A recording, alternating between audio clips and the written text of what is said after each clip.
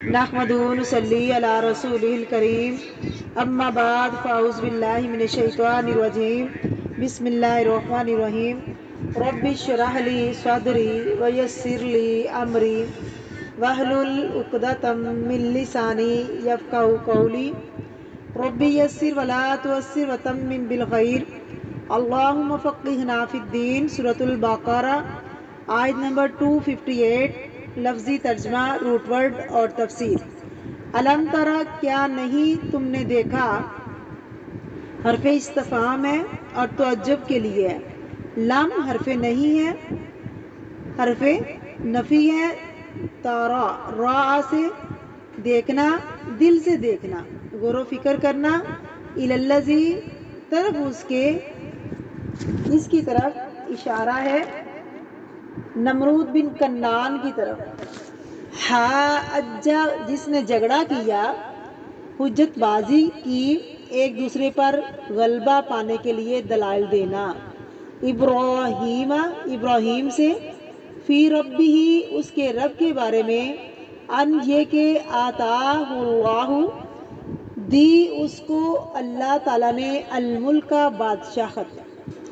اس جب قولا، کہا اس نے، ابراہیم، ابراہیم نے، ربی، میرا رب، الذی، وہ ہے جو، یحیی، وہ زندہ کرتا ہے، ویمیت، اور وہ موت دیتا ہے۔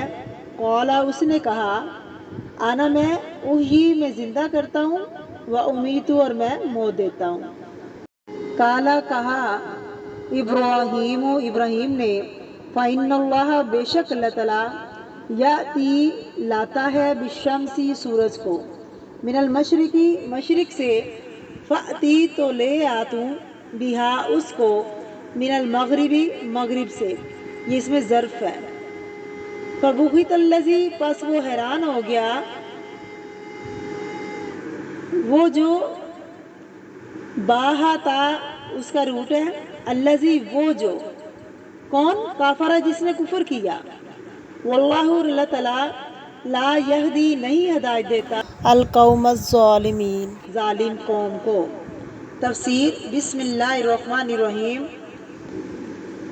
اب مثال سے یہ بات سمجھائی گئی کہ کس طرح ہوتا ہے یہ، اللہ کس طرح ایمان والوں کی رہنمائی کرتا ہے، اور اس کے برعکس جو اللہ کو چھوڑ دیتے ہیں وہ کیسے بھٹکتے ہیں۔ اب یہاں پہلی مثال نمرود کی مثال ہے۔ نمرود جو تھا وہ طاغوت تھا۔ اس زمانے میں جب بادشاہت کا نظام تھا، لوگوں کا خیال تھا کہ بادشاہ خدا کے اوتار ہوتے ہیں، لہٰذا ان کا حکم آخری حکم ہے۔ ان کی بات اس طرح مانتے تھے جس طرح خدا کی بات مانتے ہیں، ایک طرح سے وہ ان کی پوجا میں لگے رہتے ہیں۔ تو نمرود اپنے آپ کو خدا کہتا تھا۔ نمرود طاغوت کی مثال ہے، سرکش۔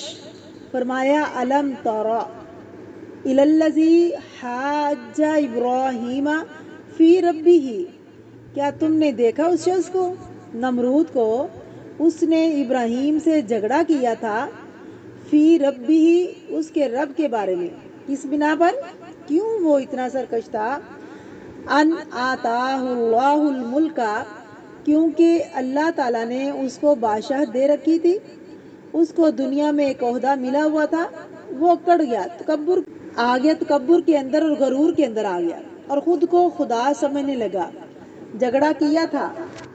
اذ قال ابراہیم، جب کہا ابراہیم نے، ربی الذی یحیی و یمیت، میں تو اس الہ کو مانتا ہوں اور میرا الہ وہ ہے جو زندہ کرتا ہے اور مارتا ہے۔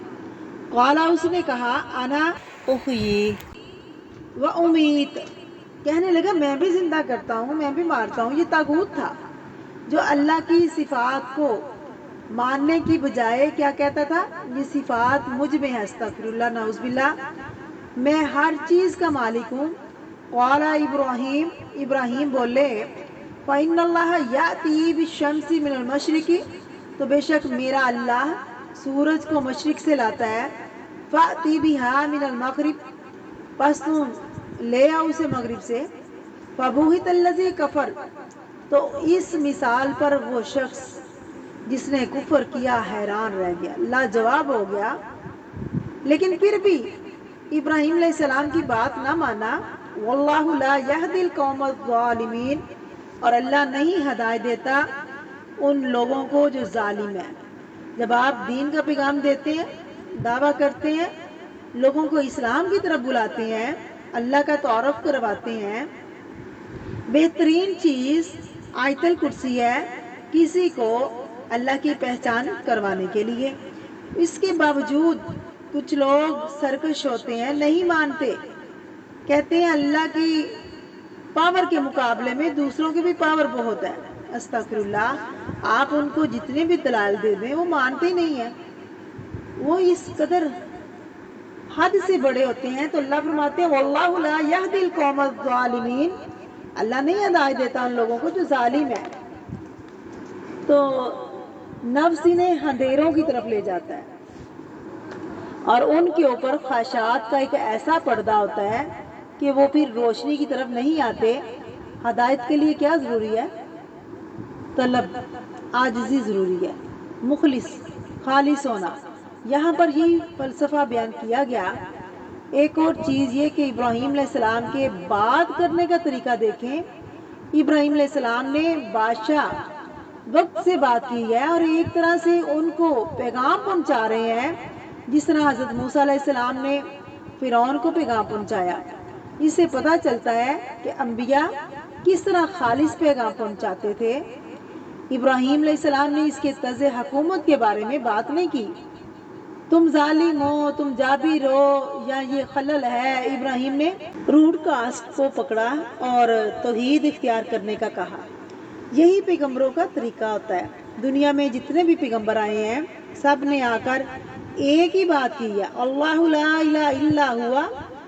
آج کے مسلمانوں کے مطالبے کچھ اور ہیں، یہ پیغام بھول گئے ہیں۔ اللہ لا الہ الا ہوا، جھگڑے کی انتہا کہاں ہو سکتی ہے کہ ایک اللہ کو مانو، اور پھر کہاں جھگڑے تو ہوتے رہیں گے، ختم تب ہی ہوں گے جب لوگ ایک اللہ کو مانیں گے۔ ہر مسلمان کا فرض بنتا ہے کہ وہ لوگوں کو اسلام کی طرف بلائیں، ان کے قومی اور سیاسی جھگڑوں میں نہ پڑیں، کسی چیز پر فوکس ہو، لوگوں کو اللہ سے جوڑا جائے۔ جب وہ اللہ رب العزت سے جڑ جائیں گے، اللہ رب العزت کی اطاعت اختیار کریں گے، سارے ظلم چھوڑ دیں گے۔ اور جب تک کوئی اللہ سے نہیں ڈرتا وہ ظلم نہیں چھوڑ سکتا۔ تو اللہ رب العزت نے اگلی آیت میں بھی اس کی مثال دی ہے۔